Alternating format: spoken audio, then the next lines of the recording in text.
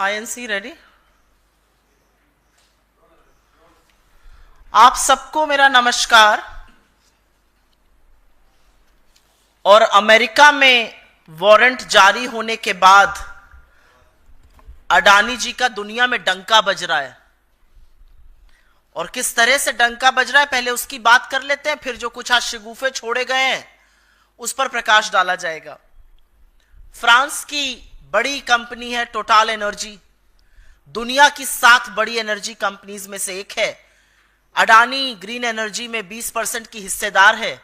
उन्होंने निर्णय लिया है कि अब भविष्य में अडानी ग्रुप में कोई भी निवेश नहीं होगा।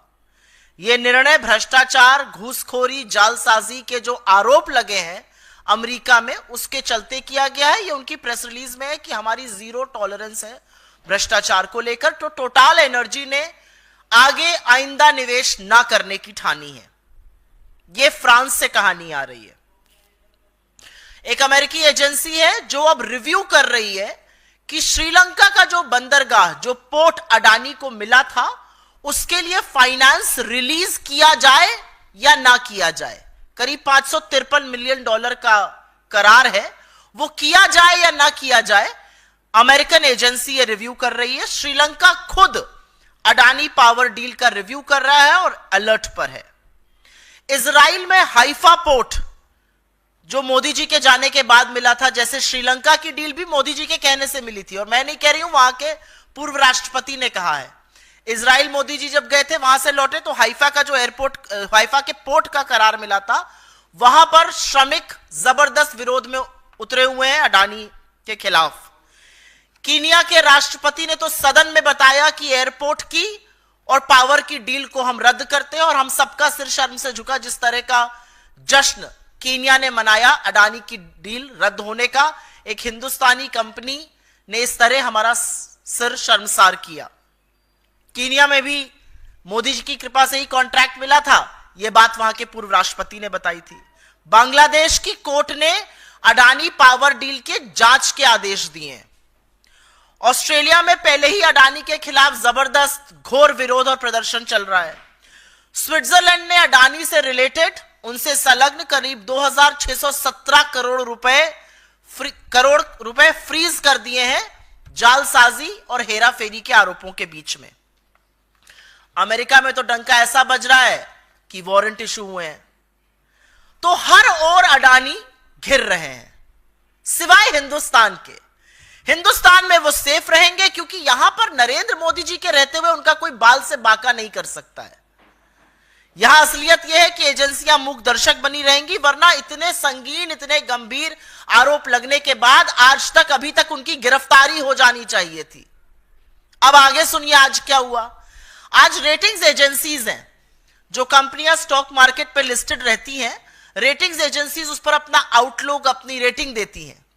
तो उन्होंने अडानी ग्रुप की तमाम कंपनियों को, मूडीज और फिच 2 बड़ी रेटिंग्स एजेंसी हैं, उन्होंने अडानी की तमाम कंपनियों को डाउनग्रेड कर दिया, आउटलुक नेगेटिव कर दिया।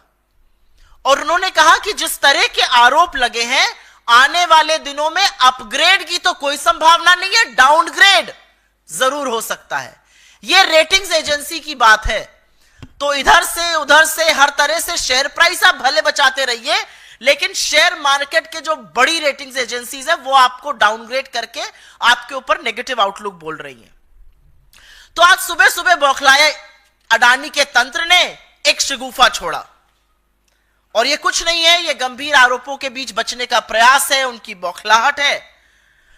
लेकिन यह जरूर लगता है कि जब शगुफा छोड़ा जा रहा था तो शगुफा छोड़ने वाले ने शायद आरोप पढ़े नहीं है, क्योंकि फटाक से वकालत का जामा पहनकर इस देश के प्रमुख वकीलों में से एक बचाव में उतरे और उन्होंने यह भी कहा, मैं बचाव नहीं कर रहा हूं, मैं सिर्फ यह बता रहा हूं कि डिपार्टमेंट ऑफ जस्टिस का काउंट 1 से काउंट 5 में अडानी का नाम नहीं है। वो बड़ी चतुराई से यह बताना भूल गए कि foreign corruption practice act America का जो है, जो हमारा हिंदुस्तान में प्रिवेंशन ऑफ करप्शन एक्ट है, foreign corrupt practices act America का उन्हीं के नागरिक पर लागू होता है, वो विदेशी नागरिक पर लागू नहीं हो सकता है। गौतम अडानी, उनके भतीजे विदेशी नागरिक है, वो भारतीय मूल के हैं, तो उन पर अमेरिका एफसीपीए के तहत आरोप लागू नहीं कर सकती है। लेकिन तमाम इनक्रिमिनेटिंग एविडेंस अमेरिका ने अपने ऑर्डर में दी है, जिसका अभी मैं आपको उल्लेख करूंगी। और काउंट 1 और काउंट 5 जो बड़ी चतुराई से, जैसे वकील लोग काफी अक्सर करते हैं, घुमाकर जलेबी बनाकर बोला गया, लेकिन यह बात छुपाई गई कि एफसीपीए उनका नाम दे ही नहीं सकता है, क्योंकि वो अमेरिकी नागरिक नहीं है। लेकिन उसी एफसीपीए ने अजोर पावर, जो अडानी की पार्टनर कंपनी है, जिसने अडानी के साथ यहां पर कॉन्ट्रैक्ट एसईसीआई से किया, जिसने पावर परचेजिंग अग्रीमेंट्स का खरीद फरोख्त किया, जिसके ऊपर आरोप है, उसके ऊपर भी आरोप है रिश्वत लेने का, और तमाम इनक्रिमिनेटिंग एविडेंस है कि क्या क्या किया गया। और अब मैं आपको बता देती हूं ऑर्डर का पैरा 47, जो साफ तौर पे कहता है गौतम अडानी, सागर अडानी और अन्य लोगों ने भारत में रिश्वत देने, रिश्वत की पेशकश करने, रिश्वत का वादा करने की एक योजना तैयार की, और इस घूस के बदले सरकारों से बिजली कंपनियों को केंद्रीय PSU solar energy corporation of India के साथ बिजली करार साइन करने के लिए बाध्य किया जाएगा। यह ऑर्डर से कोट कर रही हूं मैं, पैरा नंबर 47। तो जो आज शगुफा सवेरे छोड़ा गया था, नाम नहीं है, वो लोग चतुराई नहीं, पाप कर रहे झूठ बोलकर। इसी ऑर्डर में यह भी कहा गया, और यह पैरा नंबर 49 से मैं पढ़ रही हूं, कि अडानी और उनके लोगों ने राज्य की बिजली वितरण कंपनियों द्वारा पीएसएस को लागू करने के लिए, पावर सप्लाई अग्रीमेंट्स को लागू करने के लिए भारत सरकार के अधिकारियों को करीब करीब 2300 करोड़ की घूस दी, घूस देने की पेशकश की और घूस देने का वादा किया। यह पैरा 49 से मैं पढ़ रही हूं, उसी ऑर्डर का पैरा 49 है। अब आगे पैरा 70 पढ़ लेते हैं, क्योंकि बीजेपी का यह दलील है कि इसमें हमारी तो कोई राज्य था नहीं। अरे जम्मू कश्मीर में आपकी सियासत चल रही थी, और यह सच है कि उड़ीसा और आंध्र प्रदेश दोनों जगह संकट मोचक बने नवीन बाबू और जगन रेड्डी आप ही के मोहरे थे, हर बार आप ही के बचाव में खड़े रहते थे, आपके बार बार सपोर्ट करते थे। और हमारे पूर्व मुख्यमंत्री ने और हमारे घटक दल के मुख्यमंत्री ने तो खुल के कह दिया, जांच कर लीजिए, ये प्रीवियस गवर्नमेंट्स का किया हुआ है। तो बीजेपी जब ये कहती है तो उसका एक और जवाब है, और यह जवाब पैरा 70 में है, जिसमें कहा गया है कि सबसे उच्चतम स्तर पर भ्रष्टाचार का आरोप लगाया गया है, और कहा गया है कि सागर अडानी और विनीत जैन ने SECI solar energy corporation of India की 2.3 गीगावाट पावर परचेजिंग अग्रीमेंट को आवंटित करने की जो प्रक्रिया थी, उसको पर भी गुपचुप तरीके से प्रभाव किया। Solar energy corporation of India Bharat सरकार की एक पीएसयू है, भारत सरकार की एक कंपनी है, और न्यू और रिन्यूएबल एनर्जी के तहत आती है। और न्यू और रिन्यूएबल एनर्जी के मंत्री पीयूष गोयल, आरके सिंह और प्रहलाद जोशी रह चुके हैं।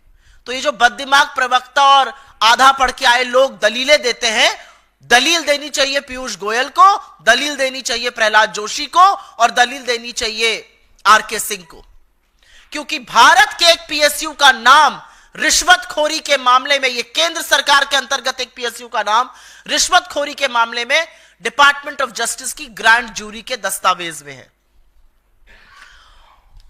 यहां पर मैं एक बात और भी बताना चाहती हूं, एक बेवकूफी की दलील और दी जाती है। अरे अमेरिका में आरोप लगे, आप क्यों परेशान हैं? अमेरिका में लगे आरोपों पर इसी मोदी सरकार के कार्यकाल के दौरान सीबीआई ने 2 मामलों की जांच की है। 2016 में ब्राजीलियन कंपनी एम्ब्रेयर के ऊपर एफसीपीए, फॉरेन करप्शन प्रिवेंट का जो एक्ट थी अमेरिका की, वो लगी थी, और उसी के आधार पर नरेंद्र मोदी के कार्यकाल में सीबीआई ने एम्ब्रेयर के खिलाफ जांच की। लुइस बर्जर केस, जिसका नाम सुनकर हेमंत बिस्व शर्मा के हाथ पैर फूल जाते हैं, लुइस बर्जर केस अमेरिका की एक अदालत में घूस देने का मामला सामने आया। उस आरोप के आधार पर सीबीआई ने हिंदुस्तान में जांच की है। और आपकी समझ और बताने के लिए बताना जरूरी है कि हिंदुस्तान की सेबी और अमेरिका की सिक्योरिटीज एक्सचेंज कमीशन के बीच एक बायलैटरल अग्रीमेंट है। और अगर एसईसी की जांच में इतने गंभीर आरोप सामने आए हैं तो यह सेबी की जिम्मेदारी है, दे आर अंडर ऑब्लिगेशन कि वो जांच करें। तो यह दलील बिल्कुल नहीं चलेगी कि वहां आरोप लगाए हम क्यों जांच करेंगे, क्योंकि आपने बाकी केसेस में की है, क्योंकि आपने लुइस बर्जर केस में और एम्ब्रियर के केस में जांच की है। पर क्योंकि अडानी का नाम सामने आ गया है तो आपको सांप सूंघ गया है। हमारी एजेंसियां हाथ पर हाथ धर के मूक दर्शक बन गई हैं। किसी और पर भी आरोप होता तो आपको क्या लगता है, ED, CBI, income tax, SEBI ऐसे ही मूक दर्शक बने रहते? इनके हाथ पैर सिर्फ इसीलिए फूले हैं क्योंकि अडानी का नाम आया है। और एक बात तो सच है, यहां पर वो क्यों सेफ है और कैसे सेफ है, यहां पर उनसे कोई एजेंसी सवाल नहीं पूछ रही है। सदन में उनका नाम ले लो, चर्चा तो बड़ी दूर की बात है, नाम ले लो तो सदन स्थगित हुआ जा रहा है। सभापति चीख चीख कर कह रहे हैं कुछ चीज रिकॉर्ड पर नहीं जाएगी। उनके लिए नियम कानून बदले जा रहे हैं, उनके लिए पूरी सरकार, सारे मंत्री, सारे सांसद उनकी पैरवी करते घूम रहे हैं। पूरी की पूरी भारतीय जनता पार्टी उनके बचाव में उतरी हुई है। तो यह सब क्यों हो रहा है? क्योंकि राजा की जान एक तोते में है और उस तोते का नाम अडानी है। इसके अलावा और कोई कारण नहीं है। इस मंच से हम मांग करते हैं कि लाखों करोड़ों की हेराफेरी, जालसाजी और रिश्वत के आरोपों से घिरे गौतम अडानी की जो विश्व जांच कर रहा है, विश्व की तमाम देश जांच कर रहे हैं, तमाम एजेंसियां जांच कर रही हैं, हिंदुस्तान में निष्पक्ष जांच हो। इतने संगीन आरोपों के बीच इस मंच से हमारी मांग है उनकी गिरफ्तारी हो।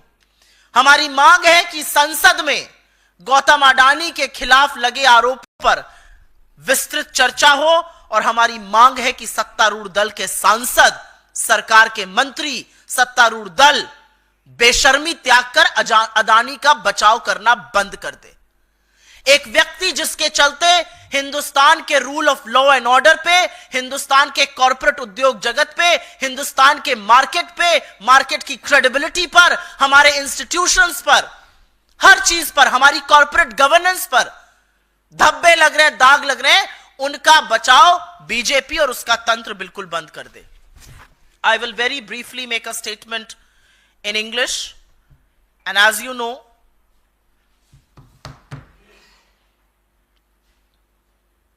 Mr. Adani has been investigated by various countries across the globe ever since those warrants have been issued by the United States. Total Energy of France has decided that it will not make any fresh investments in the Adani Group. Remember, Total Energy is one of the top 7 energy companies in the world. It has a 20% stake in Adani Green. They have decided no fresh investments, all investments have been stalled. We all know that the American agency is now reviewing whether the funding should be allowed or should not be allowed for the Sri Lankan port that has been given to Adani. We all know Sri Lanka itself is reviewing the Adani power deal, one that became a reality thanks to the intervention of Prime Minister Modi. Israel, the Haifa port is facing huge challenges with labor unrest. The Kenyan government has already cancelled a port, an airport and a power deal. Bangladesh court has ordered a probe into the Adani power deal. Australia has seen rampant charges of corruption and rampant protests all across Australia against Mr. Adani. Switzerland has frozen about 2,617 crore rupees connected to Adani on charges of misdeeds. America, of course, has issued the warrant. But in India, Mr. Adani continues to be safe. No questions are going to be asked to him. Not a single agency is going to act. And the government is going to look the other way and will do all it can to protect Mr. Adani. The reality is that ratings agencies like Moody's and Fitch have downgraded Adani stocks and have kept their downgrade outlook to negative. They have also said it's unlikely the outlook will be revised to positive. It is very likely that they will be downgraded further. So this morning, the entire ecosystem of Gautam Adani and his company got together and issued certain statements. And it's important to remind what those statements are. A very senior lawyer in this country, who of course first gave the caveat, I'm not here to defend Mr. Adani, defended him with all the authority bestowed on him. He told reporters present there that count 1 and count 5 of the Department of Justice order does not name Mr. Adani. And that's the beauty of how lawyers sometimes skip the naked truth. The naked truth is that the Foreign Corrupt Practices Act mentioned in count 1 and count 5 can only be applied to American citizens. And because Gautam Adani is not an American citizen, his name doesn't feature there, but the reality is incriminating evidence and various mentions of Adani all through the order feature, and I will just talk about that in a bit. Azure Power, Adani's partner in America, has been named in count 1 and count 5. The reality also is that the documents of the grand jury of the Department of Justice very categorically state, and I will quote here, in para 47, it clearly says that Gautam Adani, Sagar Adani and others devised a scheme to offer, authorize, make and promise to make bribe payments to Indian government officials in exchange for causing state electricity distribution companies to enter into PSAs with the Solar Energy Corporation of India. Para 49, this is para 47 I quoted. Para 49 goes on to say that they offered and promised to Indian government officials approximately 2029 crore rupees in bribe for exchange of causing the state electricity distribution companies to execute the power supply agreements. It doesn't just end there. Para 70 goes on to name the Indian government PSU, the public sector undertaking right under the nose of the central government, the Solar Energy Corporation of India, which comes under the aegis of the new and renewable energy ministry.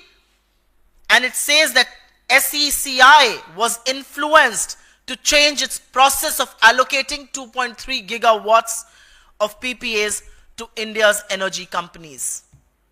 Those are the charges. Very, very strict charges against a government PSU, and the reality is that not one person who has held that ministry, Piyush Goyal, R.K. Singh, Prahlad Joshi, not one person comes to the fore and makes any case for it. An Indian PSU being named in the order.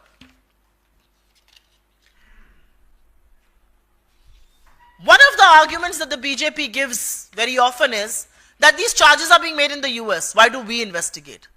Well, this very BJP government, headed by Narendra Modi, got the CBI to investigate Embraer, which was facing similar charges in the United States in the Department of Justice, got them to investigate the Louis Berger bribery scandal, which again was being probed in the United States, and certain things were revealed in one of the courts of New Jersey.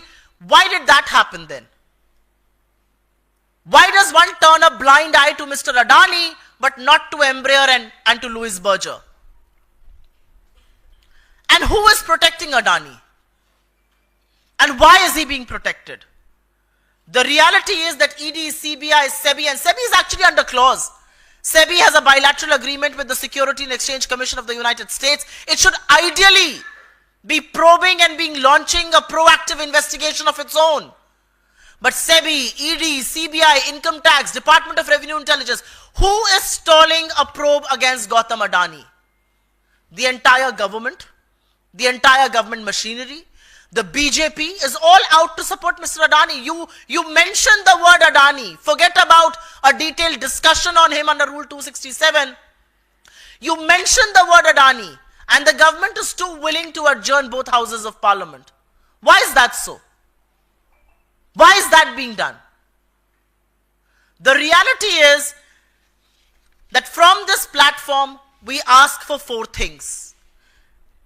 Mr. Gautam Adani is saddled with charges of corruption, bribery, and misdoings. Anybody else who would have faced those charges would have been probed by the agencies and arrested. Gautam Adani needs to be taken into custody immediately. There needs to be a detailed discussion on the charges he's facing in India's parliament, in the seat of policy making. Agencies, the ED, CBI, SEBI, need to launch an objective, fair probe against Mr. Adani for the charges he's facing, not just in the United States, but various countries across the globe. And last but not the least, the BJP, its ecosystem, and government officials, government ministers, MPs should stop defending a man who's tainted and who's only bringing to India disrepute, who's only bringing to India charges of corporate misgovernance, who's only bringing to India loss of credibility, erosion of credibility as far as our stock markets, as far as our rule of law is concerned. Why are you defending a tainted man is the question we asked from this stage. आपके सवालों का स्वागत है. सवाल अगर इस पर रहें तो मैं अनुग्रहित रहूंगी.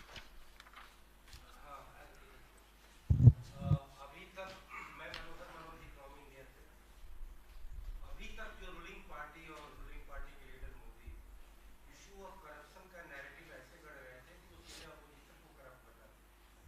आज एक बड़ा मुद्दा corruption and crony capitalism through American agency आपके पास आया है, तो आपकी पूरी स्ट्रेटेजी ठीक है. दुनिया के तमाम कंट्री अलग अलग तरीके से उन्हें बात कर रही है. Congress party other than parliament forum अलग अलग मंचों पर पूरे लॉन्ग टर्म स्ट्रेटेजी करप्शन को प्राइम इशू बनाने का इस घटना के बाद क्या रूप है? मुझे लगता है हम अडानी का मुद्दा आज से नहीं उठा रहे हैं. हम अडानी का मुद्दा उस दिन से उठा रहे हैं जिस दिन से उनके खिलाफ स्टॉक मैनिपुलेशन का, ओवर इनवॉइसिंग का, राउंड ट्रिपिंग का, शेल कंपनीज के बड़े गंभीर चार्जेस लगे थे. ये पहली बार मैं प्रेस कॉन्फ्रेंस नहीं कर रही हूं. मेरे सहयोगियों ने, मेरे नेता ने, मेरे अध्यक्ष ने लगातार प्रेस कॉन्फ्रेंसेस करी है, लगातार चुनावी मंचों से इस मुद्दे को उठाया है और हम लगातार अडानी से स्पष्टीकरण मांग रहे हैं और देश की सरकार से यह आशा कर रहे हैं और उनसे कह रहे हैं कि अडानी की जांच कीजिए. इसके चलते हिंदुस्तान की बहुत बेइज्जती हो रही है, हमारी साख गिर रही है. ये पहली बार नहीं है. हमारे लोगों ने अपनी सारी राजधानियों में प्रेस कॉन्फ्रेंस करी है, हमने सदन में यह मुद्दा उठाया है और मेरे नेता राहुल गांधी ने जब अडानी और मोदी की बखिया उधेड़ी थी तो उनकी सदस्यता तक लेने का कुत्सित प्रयास भारतीय जनता पार्टी ने किया था. तो हम अडानी का मुद्दा अभी से नहीं उठा रहे हैं. हम किसी से डरते नहीं हैं. हमें लगता है कि भारतीय उद्योग जगत में बड़े बड़े उद्योगपति हुए हैं जिन्होंने इस देश का नाम रोशन किया है, जिन्होंने विश्व में भारत का डंका बजाया है. लेकिन यहां तो डंका एक के बाद एक डील कैंसिल होने का, भ्रष्टाचार के आरोप का, रिश्वतखोरी का, जालसाजी का, हेराफेरी का बज रहा है. तो मुझे नहीं लगता कि हम इसमें चुपचाप बैठेंगे. भारत के सदन, भारत के संसद में अडानी के खिलाफ लगे आरोपों पर गंभीर और विस्तृत चर्चा होनी चाहिए. जितना सरकार उस चर्चा से भागेगी उतना यह क्लियर होता जा रहा है कि सरकार अडानी के बचाव में पूरी तरह से संलग्न है. सरकार और नरेंद्र मोदी इस भ्रष्टाचार के उतने ही दोषी हैं जितने खुद Gautam Adani. Ma'am, do you believe it will lead to a parliament washout? This session could be a washout since both the opposition and the ruling party are locking horns regarding this issue. And will Congress hit the streets protesting for action against You know, Mr. this Adani? particular term, washout, is a very favorite word of media. And I'm not talking about you, but I go and represent the Congress party across various news channels. I read newspapers in the morning. What is Parliament meant for? Parliament is not meant for pleasantries. Parliament is not meant for MPs to go and show bonhomie with each other or have a cup of steaming coffee. Parliament is meant for discussions on the most important issues that plague our nation, that plague our people. It took us a Herculean effort to get the government to speak on Manipur. The government doesn't want to discuss unemployment. The government doesn't want to discuss high prices. The government doesn't want to discuss income inequality. But when you have an Indian corporate who's facing criminal indictment charges and everybody knows of the proximity that he and Narendra Modi share, how are we expected to keep quiet? I mean, what do you expect the opposition to do? Pretend nothing has happened? I mean, Australia, Sri Lanka, Bangladesh, Kenya, France, Switzerland, United States, everybody is probing Adani. Everybody is cancelling deals. Everybody has leveled very, very serious charges. It raises questions on us. Is anybody in the government willing to come out and tell you that for the last 12 quarters, FDI has been falling? Why is it falling? You know, this whole tom-tom, FDI arrived. Why is FDI falling? Because somewhere in the minds of investors, India as the preferred destination for investment, where rule of law, where fair practices, where corporate governance is incredible, has been eroded. And has been eroded because you have one crony capitalist who you want to create into a monopoly. You've created his monopoly in ports, in airports, in power purchase agreements. All of the Prime Minister's foreign trips seems to be a business deal to get Mr. Adani some new deals. How are we expected to keep quiet? And this matter is not just about corporates. This matter affects the people of this country. What was Mr. Adani trying to do? He was trying to bribe, and he did bribe. And let me tell you one thing. When the US documents say Indian officials, it does not mean Indian officials like we do, that bureaucrats. It means Indian officials as in Indian politicians at large. What was he trying to do? He was trying to coax all of these people to buy expensive electricity, and who would bear the burden of it finally? The people of this country. I very often fly to Lucknow. I was stunned to know that at the Adani airport in Lucknow, you have to pay over 3,000 rupees for a wheelchair. That's what creation of monopoly does. So what do you expect us to do? Look the other way, keep quiet, pretend nothing has happened. I mean, this is an issue which has huge ramifications for India's corporate sector, for India's markets, for India's small investors, for our credibility. Obviously, we're going to talk about this. And Parliament is meant to discuss these things. Parliament is not meant to tap your desks and shout Modi, Modi. मैं इसको हिंदी में भी बोलना चाह रही हूं. ये जो एक बड़ा शब्द है ना, ये वॉश आउट, ये मीडिया का बड़ा चर्चित, उनका बड़ा, आप लोगों का बड़ा ये प्रिय शब्द है. आपको बहुत अच्छा लगता है ये शब्द. और आपसे ज्यादा आपके जो कमांडो वॉरियर एंकर स्टूडियो में बैठते हैं, उनका तो बहुत ही उम्दा प्रिय है. रोज ऊपर लिख के आता है वॉश आउट, वॉश आउट. क्या है वॉश आउट? और भारत का सदन क्यों है? भारत का संसद किस लिए है? भारत का संसद गर्म कॉफी पीने के लिए, एक दूसरे से गलबैया करने के लिए? भारत के सदन में, भारत के संसद में जो सबसे गंभीर मुद्दे हैं, जो सबसे ज्वलंत मुद्दे हैं, उन पर चर्चा होनी चाहिए. एक आपका उद्योगपति जो नरेंद्र मोदी का चहेता है, ये सारी दुनिया जानती है. नरेंद्र मोदी के कहने से उसको श्रीलंका में, बांग्लादेश में, इजराइल में, कीनिया में, हर जगह डील मिलती है. एक ऐसे उद्योगपति के खिलाफ संगीन आरोप यूएस की डिपार्टमेंट ऑफ जस्टिस की ग्रैंड जूरी ने लगाया है. 2 साल की जांच के बाद लगे हैं ये आरोप. उसमें एफबीआई और एसईसी संलग्न है. दुनिया भर के देश, Kenya, Sri Lanka, Bangladesh, Switzerland, Australia, America, सब जांच कर रहे हैं अडानी के खिलाफ. सब एक के बाद एक डील कैंसिल कर रहे हैं, उनका पैसा फ्रीज कर रहे हैं. और हमारे यहां हम ऐसा प्रिटेंड कर रहे हैं मानो कुछ हुआ ही नहीं हो. अगर सदन में इस पर चर्चा नहीं होगी तो चर्चा कहां होगी? क्योंकि इसके बड़े गंभीर परिणाम हैं. अडानी पर जो जांच लगी है और जो शिथिलता नरेंद्र मोदी की सरकार और नरेंद्र मोदी के लोग और उनकी एजेंसियां दिखा रही हैं, वो पूरी तरह से भारतीय उद्योग जगत पर, भारतीय मार्केट पर, भारतीय इन्वेस्टर के लिए बहुत बुरा संकेत है. ये कहीं ना कहीं हमारी जो कानून व्यवस्था है उस पर सवाल उठाता है. ये फेयर प्ले पर सवाल उठाता है. ये कॉर्पोरेट गवर्नेंस पर सवाल उठाता है. और इसलिए इसकी चर्चा सदन में होनी चाहिए. हमें मशक्कत करनी पड़ी थी जब इस सरकार ने मणिपुर पर चर्चा करी थी, और आप सबने देखा था कि 36 सेकंड मणिपुर बोलकर प्रधानमंत्री निकल गए थे. यह सरकार बेरोजगारी पर चर्चा नहीं करेगी, महंगाई पर नहीं करेगी, आर्थिक असमानता पर नहीं करेगी, अडानी पर नहीं करेगी. तो मोदी वंदन करने के लिए सदन नहीं है, वो बीजेपी के हेडक्वार्टर में करिए. ओके, तो आप लोग केंद्र सरकार पर दबाव डाल रहे हैं, अच्छी बात है, सदन में उठा भी रहे हैं, लेकिन वो आक्रामकता नजर नहीं आ रही. हमने संसद में 2 दिनों में कोई प्रदर्शन नहीं देखा इस मसले पर कांग्रेस की अगुवाई में इंडिया गठबंधन के द्वारा. एक और दूसरा कि ये जो मामले जिन राज्यों का नाम इसमें लिया गया है उसमें एक तमिलनाडु भी है जहां इंडिया गठबंधन की सरकार है. रिश्वतखोरी के आरोप हैं। क्या डीएमके सरकार अपने स्तर पर इसकी जांच करवाएगा? आप लोग ये मांग करते हैं, और अगर इसमें तथ्य होता है, क्या ये मैं आपसे समझना भी चाहता हूं, पूछना भी चाहता हूं कि क्या डीएमके सरकार तमिलनाडु की इस मामले में गिरफ्तारियां कर सकती है जो आप लोग मांग कर रहे हैं? सर्वप्रथम तो चित भी मेरी और पट भी मेरी नहीं चलेगी। हमें सकारात्मक भी रहना है, हमें रिस्पॉन्सिबल ऑपोजिशन भी रहना है, हमें मुद्दे भी उठाने हैं। और अगर हम आक्रामकता करके वेल में आ जाएंगे तो आप ही लोग कहेंगे चलने ही नहीं दे रहे सदन, ऑपोजिशन के चलते वॉश आउट हो रहा है। तो हम अपने स्तर से बहस करने की मांग कर रहे हैं।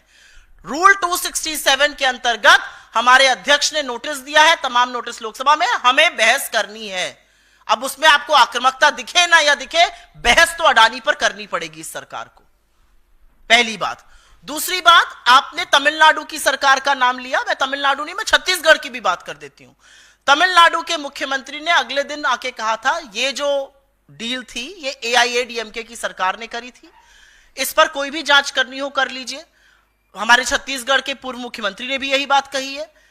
लेकिन सवाल इस बात का है कि राज्य जांच करेंगे या केंद्रीय एजेंसियां जांच करेंगी। जब ऐसे मामले पहले सामने आया, लुइस बर्जर केस हो गया, ब्राजीलियन कंपनी एम्ब्रेयर का केस हो गया, उसमें सीबीआई ने जांच करी थी। तो अब सीबीआई क्यों है? सिर्फ विरोधियों को काट खाने के लिए। अब सीबीआई क्यों है? फलाना नेता है उसको जेल में डालो, सीबीआई भेजो। अब सीबीआई कोई जांच करने के लिए नहीं है। तो ये जो फ्रंटल बनाने का काम हुआ है उस पर भी हम सवाल उठा रहे हैं। और आपकी बात बिल्कुल वाजिब है। हमारे नेताओं ने तो एक डोनेशन दिया था अडानी ने 100 करोड़ का, और वो स्किल डेवलपमेंट यूनिवर्सिटी बनाने के लिए दिया था। हमने वो उनके मुंह पर दे मारा, हमें नहीं चाहिए भैया, इतने भ्रष्टाचार से घिरे आरोप से हमें पैसा भी नहीं चाहिए। हम तो उस तरह के लोग हैं। तो मेरा अपना मानना है कि इतने संगीन आरोप लगे, हर बार कुछ बातें ऐसी होती हैं, आप लोग कोर्ट चले जाइए, आपकी बात अपनी जगह वाजिब हो सकती है, लेकिन केंद्र सरकार क्यों है? क्या केंद्र सरकार झुंझुना बजाने के लिए है? दुनिया भर के देश में डंका पीटा जा रहा है कि हमारे यहां एक घूसखोर है, उसने ये कांड किए हैं, उसके ये काली करतूते, काले कारनामे हैं। नरेंद्र मोदी जी ने क्या आंख में चश्मा पहन लिया है? क्या उनको ये दिखता नहीं है कि देश दुनिया भर में हो क्या रहा है? और ऐसी क्या फंसी है? अडानी और मोदी का ये कौन सा रिश्ता है कि नरेंद्र मोदी सब कुछ त्याग कर अडानी को बचाने पर आमादा है? ये रिश्ता क्या कहलाता है? ये तो हम लगातार पूछ रहे हैं। टीडीपी करे जांच, डीएमके सरकार अपना नीतिगत फैसला लेगी, लेकिन उन्होंने तो अगले दिन ही आकर कह दिया था, और अगले दिन आके उन्होंने तुरंत कहा था कि इसकी जो भी जांच होनी हो जाए, ये हमारी प्रीवियस सरकार ने निर्णय लिया था। मुझे नहीं लगता कि इसमें कोई ये है। और जहां तक टीडीपी की जांच की बात है, अगर टीडीपी जांच कर रही है तो बड़ा संगीन मामला है, क्योंकि एक बैसाखी अगर बवाल करने लगेगी तो मोदी जी के लिए तो बड़ी दिक्कत पैदा हो जाएगी। मोदी जी तो अब बैसाखियों पर निर्भर है, और एक बैसाखी कह रही है कि आपके कलेजे के टुकड़े की, जिस तोते में आपकी जान है, उसकी हम जांच करेंगे। क्या करेंगे राजा जी? अब सवाल इस बात का है। जी जी मैम, बांग्लादेश को लेकर के जिस तरह के वहाँ हालात हैं और उनको जमानत नहीं मिल रही है पुजारी को इस्कॉन मंदिर के, और हिंदुओं के ऊपर जिस तरह से वहाँ अत्याचार हो रहा है, उसको लेकर कांग्रेस पार्टी ने बयान जारी किया है, लिखित बयान, तो उसको मीडिया बाइट के लिए तौर पर क्या कहेंगे? मैं सिर्फ सबसे पहले तो ये कहना चाहती हूं कि जो बांग्लादेश में हो रहा है, जिस तरह से उनका अरेस्ट हुआ, जिस तरह से रिलीजियस माइनॉरिटीज हिंदुओं के साथ वहां पर गलत चीजें हो रही हैं, हम उसकी भर्त्सना करते हैं। और हम नरेंद्र मोदी की सरकार से यह अपेक्षा करते हैं कि आप तुरंत मजबूत कदम उठाइए, अपने स्तर पर सरकार टू सरकार बात कीजिए, जिससे लोग प्रताड़ित होने बंद हों। बांग्लादेश से हमारी सरकार ने शांति बहाल करने के लिए, बांग्लादेश से लोग प्रताड़ित ना हो, लोगों को टारगेट ना किया जाए, उसके लिए अभी तक क्या कदम उठाए हैं? हम चिंतित हैं वहां की सिचुएशन देखकर, और हम पूरी तरह से उसकी भर्त्सना करते हैं। और हम इस सरकार से अपील करते हैं कि गवर्नमेंट टू गवर्नमेंट आप इस पर बात करिए और इसका कोई समाधान खोजिए। और उनको मैं इंदिरा जी की याद जरूर दिलाना चाहती हूं। जिस इंदिरा जी को आप पानी पी पी के कोसते होंगे, इंदिरा जी का ध्यान कीजिएगा। जब हमारे पड़ोसी देश गलत करने लगे तो दुनिया की आंख में आंख डालकर पाकिस्तान के 2 टुकड़े करके विश्व का भूगोल बदला और बांग्लादेश को जन्म दिया। आप वो सब तो नहीं कर पाइएगा, आप तो चीन का नाम ही नहीं ले पाते हैं, लेकिन हमारे जो लोग वहां फंसे हुए हैं या वहां पर जो रिलीजियस माइनॉरिटीज हैं या हिंदुओं के खिलाफ अगर कुछ हो रहा है तो वहां पर जरूर कदम उठाइए। एक और सवाल है, बीजेपी ने कहा है कि ऑस्ट्रेलिया की संसद ने कानून पास किया है कि जो नाबालिग बच्चे हैं वो सोशल मीडिया पे जो खराब कंटेंट है वो ना देखें, और हमारी हिंदुस्तान की संसद में जब अश्विनी वैष्णव इस बारे में कड़ी बात कर रहे थे कि हमको भी कानून बनाना चाहिए, उस समय विपक्षी सांसद हंगामा कर रहे थे, तो हमारे जो विपक्षी सांसद है वो इसको लेकर गंभीर नहीं। आपने अश्विनी वैष्णव जी का सोशल मीडिया के मद्देनजर नाम लिया। अभी 2 दिन पहले उन्होंने एक सीपीआर करती हुई फर्जी वीडियो डाला था। उनको रील बनाने का बड़ा शौक है, इस उम्र में लगा है तो लत और भी बुरी है। तो रील बनाते बनाते उन्होंने एक रील डाली जिसमें एक व्यक्ति एक पूरी चेतना में एक आदमी का सीपीआर कर रहा था, जिस पर डॉक्टर्स ने बहुत आपत्ति करी और अब उन्होंने अपनी वो रील डिलीट करी है। अश्विनी वैष्णव वो व्यक्ति हैं, जब लोगों की मौत हो जाती है रेलवे एक्सीडेंट में तो वो रील बनाने में मशगूल रहते हैं। तो अश्विनी वैष्णव किस मुंह से सोशल मीडिया की बात करेंगे? और सोशल मीडिया को सेफ बनाना हम सबकी जिम्मेदारी है। उस सेफ बनाने में, सोशल मीडिया को ऑब्जेक्टिव बनाने में, सोशल मीडिया से नफरत ना फैले, सबसे पहला कदम भारतीय जनता पार्टी को अपनी आईटी सेल बंद करके उठाना चाहिए। जिस तरह की नफरती, जिस तरह की भद्दी, जिस तरह की गंदी घिनौनी सेक्सुअल कमेंट्स उनकी आईटी सेल के लोग, उनके समर्थक जिनको नरेंद्र मोदी फॉलो करते हैं वैसा कोई नहीं करता है। जिस तरह के वीडियो झारखंड में एक समुदाय के खिलाफ बीजेपी के ऑफिशियल हैंडल से डले, हाथ जोड़ के इस देश से माफी मांगनी चाहिए। सोच लीजिए इतना खराब था वो कि इलेक्शन कमीशन तक को वो डिलीट करने के आदेश देने पड़े। इनके लोग खुलेआम महिलाओं के खिलाफ सेक्सुअल अब्यूज की बात करते हैं। इनके लोग लगातार गाली गलौज और गंदी घिनौनी बातें करते हैं। तथ्यों से, आंकड़ों से कोई लेना देना नहीं है। अगर सुरक्षित बनाना है तो बीजेपी की आईटी सेल को तुरंत बंद करना होगा। My self Singh Sangeeta from 10 news. Ma'am, आज के तारीख में अगर देखने जाए तो अदानी ग्रुप के शेयर्स एक बार वापस से बढ़ रहे हैं, तो इस पर आप क्या कहना चाहेंगे? आप शेयर मार्केट में इन्वेस्टेड हैं? जी। शेयर मार्केट में उतार और चढ़ाव डोमेस्टिक छोटे निवेशक के लिए बड़ी अलग तरीके से होता है, और जो बड़े बड़े कॉर्पोरेट होते हैं उनके लिए बहुत अलग तरीके से होता है। मैं शेयर मार्केट पे सवाल नहीं उठाना चाहती हूं, लेकिन डूबते हुए और लोअर सर्किट, अगर आप समझती हैं लोअर सर्किट हिट ना हो तो शेयर को कैसे बचाया जाता है, इसके बड़े हथकंडे होते हैं। उसको बचाने में एलआईसी और आईएलएनएफएस और हर तरह की सरकारी एजेंसी जुट जाती है और शेयर खरीदना शुरू करती है। कई बार प्रमोटर्स शेयर खरीदते हैं जिससे कि शेयर का लेवल संभला रहे। तो share movement is not a function of the fact कि अडानी ग्रुप पर क्या आरोप लगे हैं। मूडीज और फिच ने अडानी को डाउनग्रेड किया है, यह बड़ी बात है। आउटलुक नेगेटिव देकर यह कहा है आगे और डाउनग्रेड होगा, अपग्रेड के तो सोचिए भी मत, यह बड़ी बात है। बड़े बड़े जो कॉर्पोरेट्स होते हैं उनको शेयर संभालने का तरीका थोड़ा अलग होता है, वो ऑफ द रिकॉर्ड आपसे मैं चर्चा कर लूंगी। धन्यवाद बहुत बहुत आप सबका।